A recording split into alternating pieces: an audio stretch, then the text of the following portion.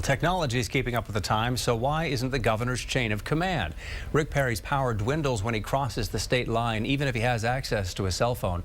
Someone else legally has to assume his office. KXAN political reporter Josh Hinkle's here now to tell us about a new bill that could bring the system into the 21st century and maybe, Josh, save some of us some tax dollars in the process. That's right, Robert. You might remember that Governor Perry ran for president, and that required a lot of time campaigning out of state, about 160 days. When we first told you most of that time, someone else filled his shoes because that's what our state constitution requires when he's gone, at least for now. It all started about 140 years ago. If the Texas governor was out of state and a big decision had to be made, you couldn't just wait for him to get back. It could take days, even by horse. So someone had to step up, an acting governor.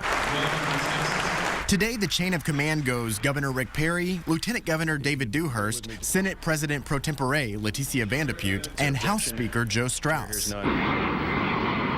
Today, we also have planes, cell phones, computers, and maybe no need for such a system. There's really no reason why the governor cannot effectively conduct state duties and remain accessible to the state while outside its boundaries. A Senate proposal aims to update the law to modern times. Perry would still be in charge if he left Texas, stayed within the country, was gone no longer than 7 days, and had access to electronic communication. To retain all the powers that he would normally have if he were here in the state.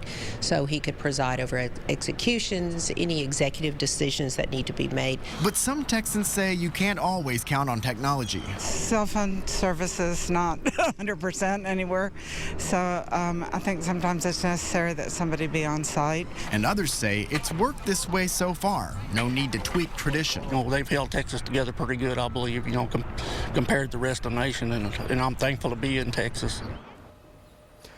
Another thing, the governor's salary is about $400 a day. The law says he gets to keep that when he's out of state, plus the acting governor gets the same amount. During his presidential campaign, that meant the state spent about $30,000 extra dollars. This change would save a lot of extra spending, obviously, and the governor's office says it's a good idea. If it passes the legislature, you'll still have to vote on it in a future election because it would actually be meaning changing the state's constitution. Josh Hinkle, KXAN News.